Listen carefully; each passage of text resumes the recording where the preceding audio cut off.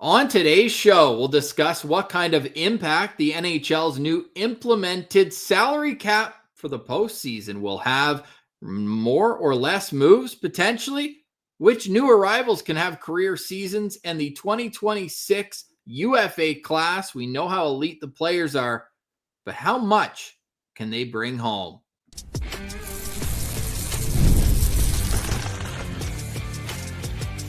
You're Locked On NHL, your daily podcast on the National Hockey League. Part of the Locked On Podcast Network, your team every day. Welcome inside this Wednesday, September 3rd edition of the Locked On NHL podcast. I'm Ross Levitan alongside Mike DiStefano. It's a Battle of Ontario edition. You can find me 5 days a week over at Locked On Ottawa Senators. Mike is over at Locked On Maple Leafs. Got a great show for you as the NHL season is ever approaching.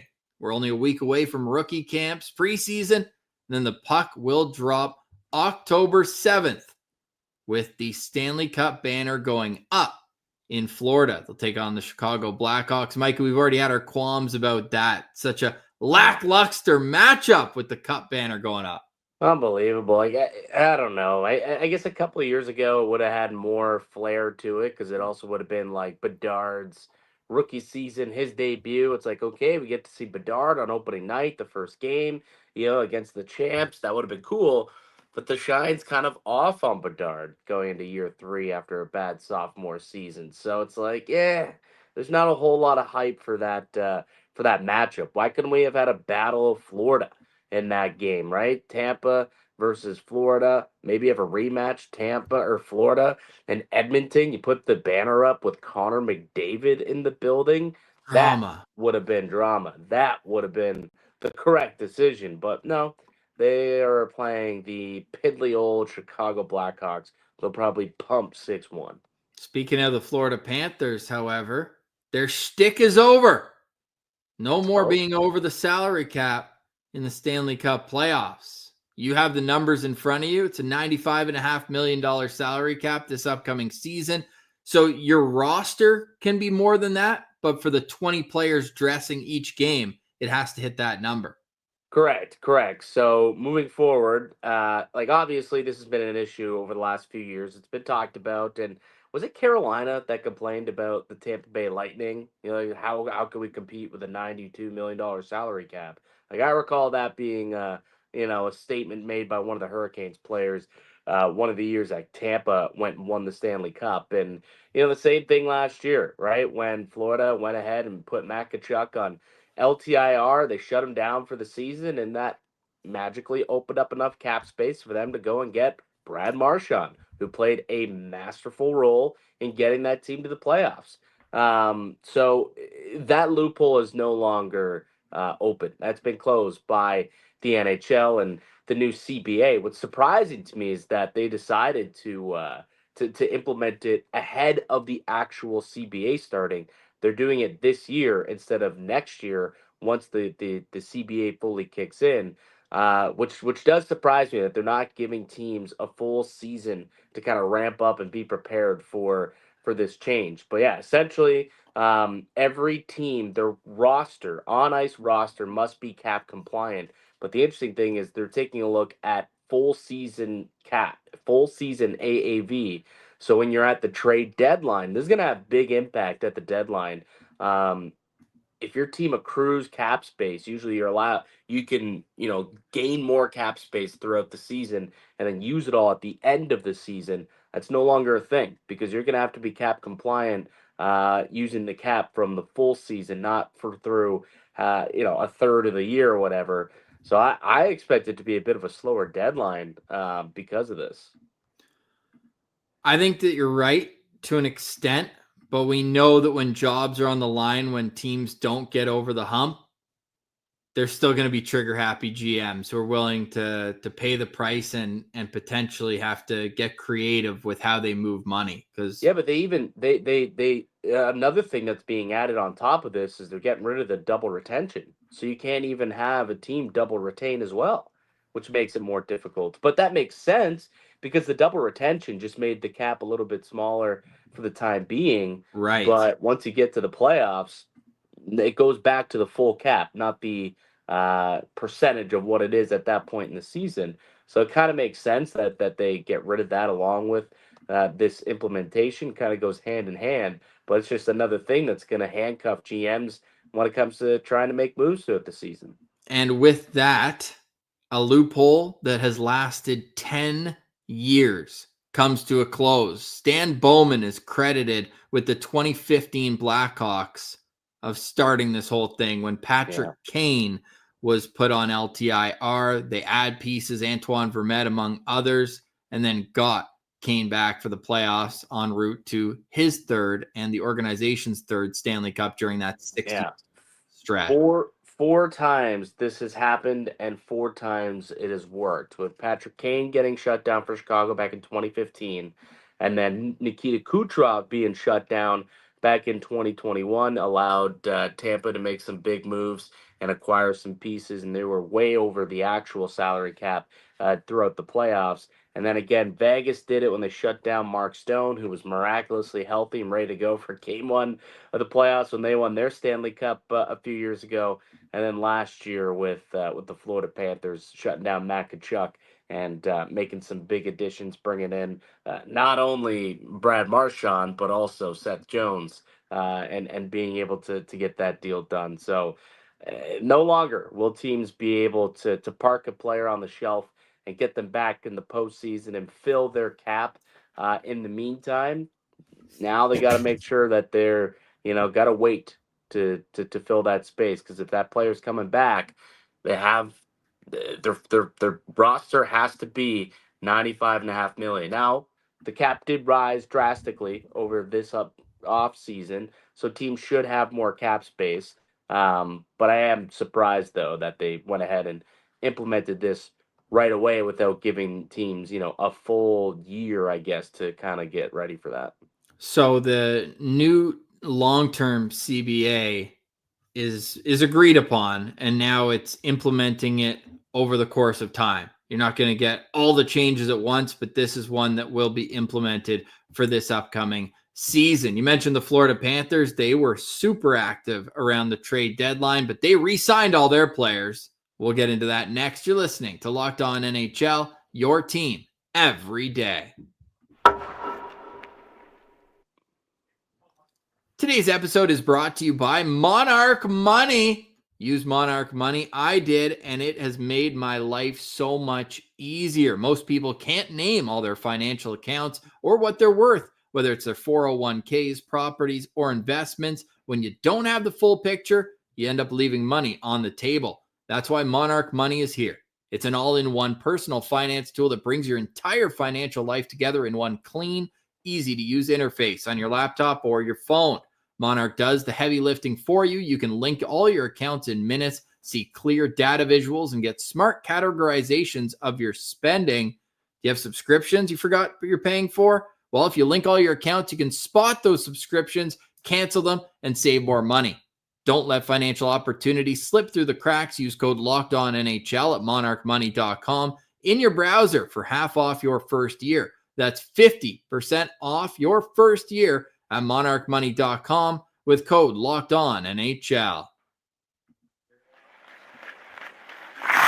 Welcome back, Locked On NHL, your team every day. Shout out to the everydayers who make us your first listen here on the Locked On Podcast Network, where we have local experts on the biggest stories 5 days a week. That's right. Coming up on Monday, we will be back in full-time mode. So any team, any day, make sure you're up on the news and on with Locked On NHL. You can find my co-host Mike DiStefano over at Locked On Maple Leafs. I'm Ross Levitan over at Locked On Senators. And career seasons potentially incoming for players with new zip codes.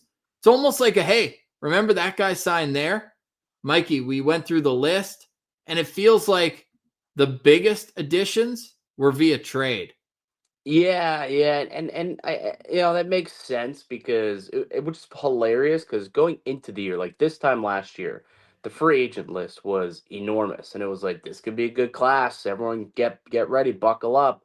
But ultimately, everyone kind of either stayed put or was traded prior to traded and signed prior to free agency. So not a lot of fireworks on July 1 this year. Most of the big additions were made via trade, but there were still some nice pieces that were available in free agency that a lot of teams were pretty happy to add to their club. So there's a healthy mix of both, but definitely the trade market was the best way to improve your team this offseason. Funny enough, as we do our top 5, we've got the same 3, and then we'll snap it around for other notable players who we believe could make big impacts. But number 1, it's both a sign and a trade, with Mitch Marner getting the maximum term from Vegas. From Toronto, they get Nicolas Roy in exchange, but it's really what can Mitch Marner do alongside Jack Eichel on what we believe will be Vegas's new top line. Yeah, absolutely. That's the biggest addition by far this offseason. You know, you add a superstar impact player like Mitch Marner, 200-foot guy like Mitch Marner, and you put him alongside a guy like Jack Eichel. I mean, it's not a drop off from Matthews to Eichel. So, according to the NHL Network, there are lots of people that believe Eichel's a step up from Austin Matthews. Apparently, that's a conversation for another day, but it's very comparable. But I'm excited to see what Marner could do here. I think he's going to have a career year. I think it's going to work out very well for him to get away from the noise, get away from the pressure of playing for his hometown team. I think that'll just kind of free him up and allow him to do just play his game. And when Marner is playing freely and he's on his game and he's at his best, he is the top 10, 15 player in the world. I truly do believe that. When he's at his best, he can be that type of guy. He can have that type of impact. So now that he's away from the city, I can see this being a career year for him, not only in the post playoff or in the regular season, but I think he could finally unlock what has been missing from his game his whole career and actually have some success in the postseason as well. Mitch Marner has set career years 3 of the last 4 seasons. Had 97, then 99. Stepped back to 85, although he was injured and missed 13 games. And then last year, 102 points. You're going over 102 points. Yeah, and FanDuel has it set at 94.5, I believe, last I checked. I think he's blowing past it. I do. I think he's going to blow right past that. I mean, Vegas, that's a team that can score, man. Like, that's a good squad out there. So I can see him definitely getting to 100 plus for a second year in a row out in Vegas. Yeah, so could I. Number 2, Nikolai Ehlers has been a Winnipeg Jet his whole career and said, look, the money that was offered from Winnipeg was great. He'll always be a part of the Jets family. Nothing but good things. Amicable divorce, if you will. But I always stand with Winnipeg Jets fans on this. Nikolai Ehlers was never used to his full potential as a Winnipeg Jet. Always in the middle 6. Never got the first power play reps that other guys were. He could pop off offensively for a team that's dying to have a superstar producer. Oh, 100%. Like someone to put next to Sebastian Aho and say, get it done, boys. Go out there and get it done. Little Euro connection, if you will, with those two. I'm excited to see what Nikolai Ehlers can do in a Carolina uniform. Like that's not a team that makes a lot of splashy, off-season additions. Typically, they're not the ones competing for, top-tier free agents. But being able to win, I guess, those Nick Ehlers sweepstakes, they knew that they're one serious player away from being a team that, could finally get over the hump. And I think Nick Ehlers kind of qualifies as that serious player. So we'll see what Ehlers can do here. But I like the Carolina Hurricanes. They're always in the mix. Rob Brind'Amour runs a tight ship. He's got that team moving and shaking, and Ehlers adds to that in a big way. So Nikolai Ehlers goes somewhere hockey is, I don't want to say the wrong thing here, but it's not as front and center as it is in Winnipeg, where it's the only show in town, hockey in Canada. And he said he wanted to be in a situation like that. Yeah. But the pressure internally is going to be on him. Huge payday for Nikolai Ehlers. Last year, 63 points in 69 games.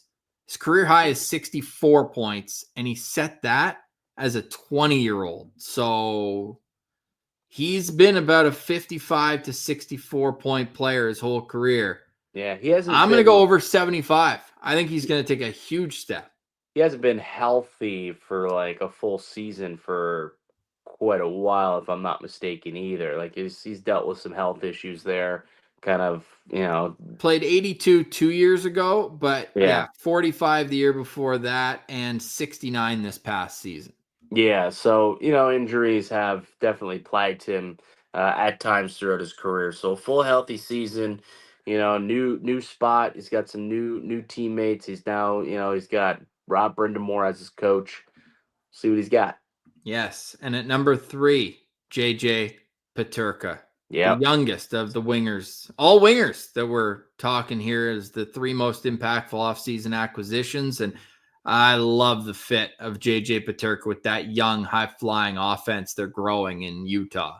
Dude, that's such a steal. Like Michael Kesserling and Josh Doan was the return on that trade. And I remember I was getting ready to do a Locked On Leafs episode with Dave. And actually, I think it may have happened literally as we were recording or like just moments before we started. And it was like breaking news. And we were doing the show and waiting on the return. And the return came in mid show. And we're like, okay, this Paterka deal has gone through. Looks like here are the names that we're at first speculating what it could possibly be, and the names came through. And like, okay, Kesseling and Josh Doan, probably going to be a pick or something or another player involved with that. But that's the return as of now. We'll see what else comes. Nothing else came. That was the return. It was brutal. It was highway robbery. The Sabres got nothing for a star winger, an up and coming star winger in the league. I mean, I think JJ Paterka is another one of these guys who could be a point per game producer. I can see him moving himself kind of up the lineup. I could see him being part of the first unit power play out in Utah. I think Paterka is going to have a big, big breakout season for the Utah Mammoth, if you will. Yes, the Utah Mammoth, who are looking to bring the playoffs to the state for the first time. Honorable mentions, Noah Dobson with Montreal, and not only because of the trade and the new fit, but he had a bad year last season after setting sparkling career highs the year before. Yeah. Yeah, absolutely you should. I think he'll bounce back though. Like he's a big bounce back candidate this year, obviously. And now that he's in Montreal, the spotlight's going to be there. They gave up 2 first-round picks to acquire him, and they gave him a monster contract as well. So there's a lot of pressure that's going to be on Noah Dobson to perform. But I think he'll get back to it. Marty St. Louis has been able to empower his players, and it feels like he should be able to get to Dobson. I'm just not sure Patrick Waugh was the right fit for Noah Dobson at the end of the day as a coach. So I think you get him in a new spot, new system, one that fits more so what he wants to do. I think we'll see Noah Dobson turn back into that top pair defenseman, and one that the Montreal Canadiens need and would love to have. Like you got him, now you got Lane Hudson, you got Caden Gooley up and coming. It's a good young blue line they've got now out in Montreal. Yeah, it's becoming one. I'm not ready to say it's there yet, but they've got some pieces, and they paid Dobson too. Like they paid him $9.5 million. So for us to be saying a bounce back candidate, I mean, he better be for the money, right? Like, yeah, that's what I'm saying. So yeah, that's why I didn't put him in the top 3 for career years, because I don't think he's going to surpass the 78. How many? He was in the 70s for sure with the Islanders 2 seasons ago. So I don't think he gets to that number, but I do think 70 on the dot. 10 goals, 60 assists, then down to 10 goals, 29 assists last season. So yeah, that team stunk though. Like Yeah. he was getting the puck up to the forwards and they were doing nothing with it. Yeah, chip and You chase. get the puck into Cole Caulfield's hands, into Suzuki's hands. They'll find the back of the net, right? Yeah. Hopefully Slavkovsky breaks out this year. They got some guys who can bury the biscuit. So who do you have next as an honorable mention? I mean, there's a few guys that was on our list here that we're talking about, but one that intrigues me, I think, maybe the most and has maybe the biggest boom bust out of like our honorable mentions that are left. How about Trevor Zegras in Philadelphia? Like you almost forget that trade happened, but Zegras is now a Flyer, And I'm just very curious to see how that whole thing plays out. Obviously, the last couple of years in Anaheim has been atrocious. He was injured last year and then came back this year and was injuries again and just didn't live up to expectations. I think he's going to a contract year, if I'm not mistaken, as well. Trevor Zegras is a very interesting player for me. Going on a team that's they've kind of bottomed out the last couple of years, and now they're trying to work their way back up. And he's kind of at that perfect age, early 20s, where he could be one of the head guys leading the charge from a forward perspective if he can turn out to be what he was in his rookie season, right? Where he was like an all-star and where he was making highlight reel plays all the time. So Trevor Zegras is a guy I'm very interested in Philly. Yes, very good point. And no more John Tortorella there either, right? Like Yeah. is the new era of Flyers hockey here? They're gonna be Who's the talking a lot coach? They about brought that. Talked in, right? They brought Rick Tocchet in. Yeah, and like Tockett's he's a hard ass coach, right? But like not in the same way that Tortorella is. Like he's demanding, like he's fair, and he's got a good way to communicate with players. I know he really he was called the Kessel Whisperer for many years, and really got him to buy in when he got to Pittsburgh. Can he do the same thing with Trevor Zegras? Yeah, we'll find out this season. Two other final names I want to throw out there. I think it's going to be strange to see both these players in their respective new jerseys, but Jonathan Toews, the homecoming to Winnipeg, there's an opportunity for him. He's not setting a career year, but there's an opportunity for him to be a successful contributor if he can stay healthy, because it's always been hockey sense and compete with Jonathan Toews, what's made him so elite in the peak of his career. Like, I could easily see him being like a plus 25 with 45 to 50 points playing in the middle six.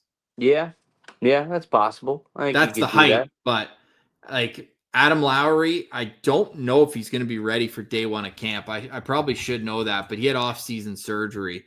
They've always been looking for a second line center. Couldn't get a deal done at the trade deadline, and yeah, Lowry's timetable was 5 to 6 months after last season. It was the end of May, so he's not going to start the season. So they need Toews. It's Scheifele, Toews, and you're probably looking at Morgan Barron sliding into the middle of the ice. They're going to need Toews to be a key impact player. And on that note, John Gibson needs to be the Detroit Red Wings' best player on many nights if they're going to take another step. What the hell is Detroit doing? It's just such a mismatch of players. I Their don't decor in understand. particular. I get there's a huge Dude, their fan decor, club. their forward grouping as well. Like With I just the whole team. And now you look at their goalies. They've got like 7 NHL goaltenders on their roster, but like really they have none. Like if you got 7, you They're got hoping none. You Gibson's know what I still mean? still the guy. He had a bit of a bounce back last year. I'll give Gibson that. And there's been noise around him forever, as loud as it can Yeah. get down in Anaheim. I could see this being a good fit for him, but like Edvinsson and Seider are great, and they will be great. But Yeah, but then beyond it's that, like like, that decor is not yeah, going to help him out a whole lot. no, what else is there? Like there's really nothing there. It's just, some older grizzled vets, and it's the same with the forward group. You've got guys like, JT Compher and uh who else is over there right now? Is Compher They got Van and Riemsdyk as a big They off brought in season. JVR this offseason. Did they get Appleton? No, who's the guy from Winnipeg that went there a couple They years got ago? Appleton. Okay, yeah, Mason Appleton they brought in Well, like a couple of the years player you're ago. thinking about was Andrew Kopp, who's Andrew very Copp, yeah. overpaid to be a bottom six player right now. Exactly. And like that's what their entire off seasons have been for the last like 3-4 years. Like, why are they doing that? Like, Yeah. just I don't get it. I like a couple of the pieces there, like Lucas Raymond. I Yep. like him a lot. Obviously, Dylan Larkin's a solid player. Maurice Sider, Edvinson, sure, they're good. I know they like that Sebastian Kosa goaltender. He is kind of ripening in the minors, and hopefully he can be their goalie of the future. But they've got so many random bad contracts and just old grizzled vets that they've signed over the years. I think they bought out Justin Hull, but like they signed Hull to like a 3x3 deal a couple of years ago. And it's like, why? Like, this guy is a seventh defenseman at best. And they gave him a multi-year, multi-million-dollar contract. I don't know what Stevie Y is doing out in Detroit, but I don't think Gibson is going to put them over the hump. I don't see this team as a playoff squad at all. Nor do I, but it's unfortunate. Our guys, Scotty Bentley, Brian Fisher, not here to defend their boys over at Locked On Detroit Red Wings. We're going to be locked on to the summer of 2026 where big dogs are going to eat. Today's episode is brought to you by FanDuel. It is America's #1 sports book, and the NFL season is almost here. Tomorrow, in fact, kickoff of the NFL season. FanDuel is making sure you're ready with a can't-miss offer. Right now, new customers can bet just $5, and if your bet wins, you'll get $300 in bonus bets to use across the app. I love getting in the mix in NFL season, and when I go to FanDuel, I'm looking at futures. I like the overs. I like the MVP votes. I'm not going to try to reinvent the wheel, though. When I look at the MVPs for the NFL season, Mikey, am I crazy for just calling a spade here, going chalk and going with Lamar Jackson to be the MVP? Very well could end up winning another MVP here, man. Lamar Jackson's an absolute stud. The Baltimore Ravens going to win a bunch of football games. It's a chalky pick, but it's a good one. And it's still at plus 490 if Lamar Jackson's the MVP. Get in on the action. Are you ready to play?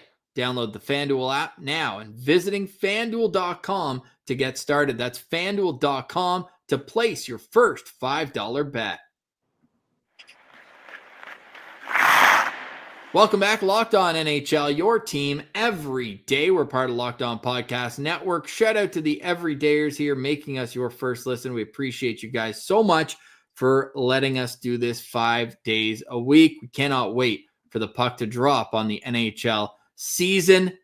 And we already discussed which players we think could make big impacts in their new spots. But now we look ahead to players who could be on the move or signing large contracts in the summer of 2026. And until he signs, Connor McDavid's going to be the big story. 100%. Like, how worried do you think the people of Edmonton are right now that we're sitting here post Labor Day and McDavid is still without a contract? I think the answer would be a day after the equivalent of when Leon Draisaitl signed last September. Okay. It was early. I think it might be a year ago today. I'm going to look. But until that day, because they'll just say, hey, Leon signed. We know they're best buddies. They're going to sign on the same day. We talked about this a couple of shows ago.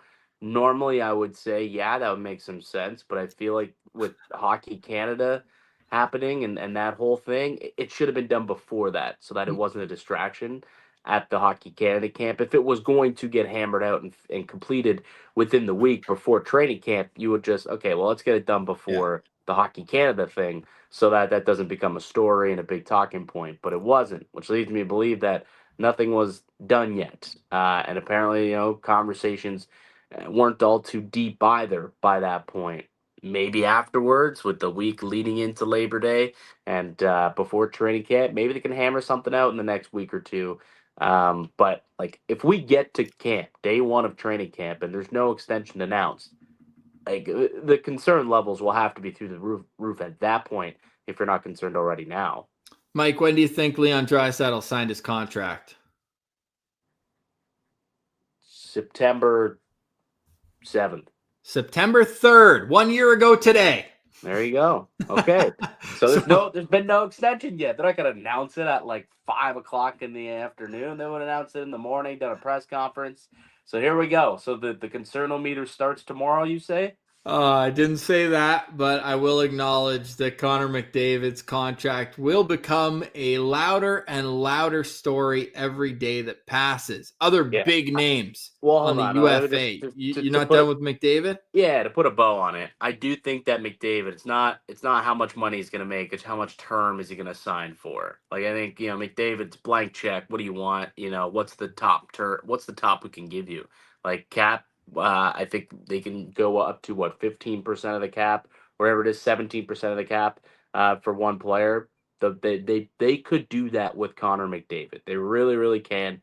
And then they say, what do you want? 3, 4, 5, 6, 7, 8 years? Although he has to sign before July 1st to get an 8th year, because that is one of the things in the CBA that is changing next offseason. If he goes to market, the most he could sign as a free agent would be 6 years.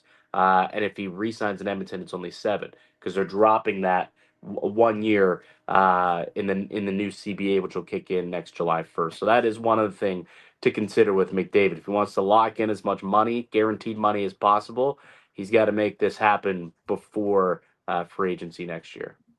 He's one of many elite UFAs coming up, though.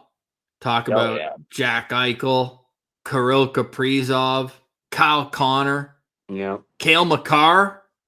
Makar's a free agent too? Makar is a free agent. Brother, oh my goodness gracious. This is... Now, how many of these guys make it to market? Ugh, he's not. Spotrac screwed me.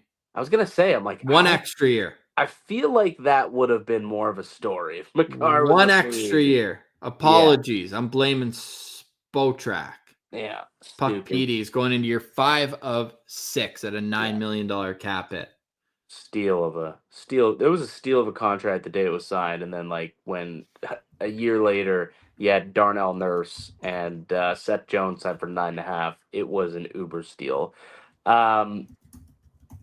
This time last year, though, it was also an extraordinary free agent class upcoming.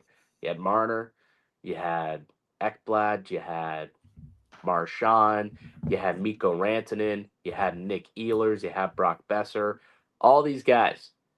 But none of them made it to market. Ehlers made it to market. That was it. Ehlers the only one that actually made it to free agency and went elsewhere. All the other guys were traded, never made it to July 1.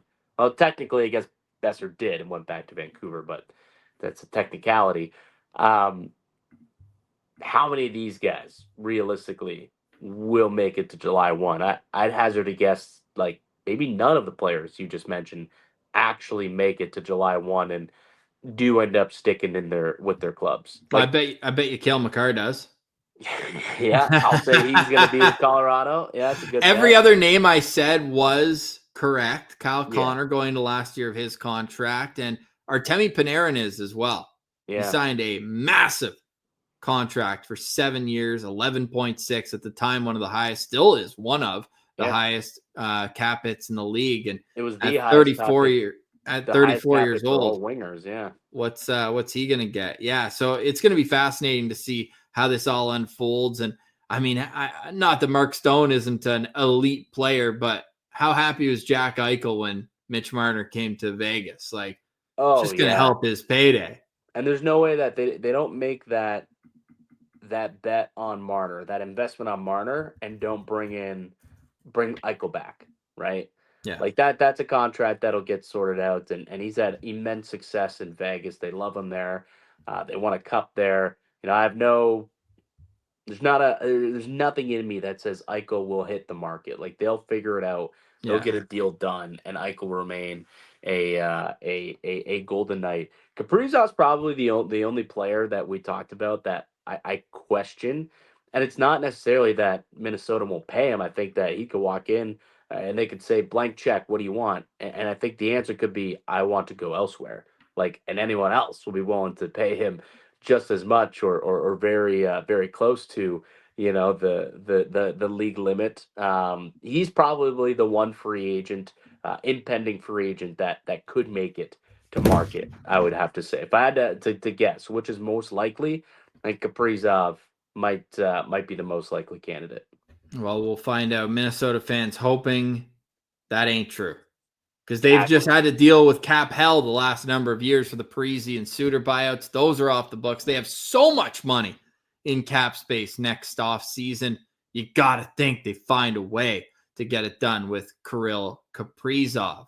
You can hear us discuss Kirill Kaprizov as potentially one of the best players in the National Hockey League over the next couple of seasons. A couple weeks ago, we did that on Wednesday's episode of Locked On NHL. Last couple weeks, we were projecting the lineups for Team USA and Team Canada at the upcoming Olympics. Until next Wednesday, we'll have more for you, but we'll pass it over to Thursday's Locked On NHL. For Mike DiStefano, I'm Ross Levitan. You can find us over at our respective shows, Locked On Maple Leafs and Locked On Senators. This has been another edition of the Locked On NHL podcast, your team every day.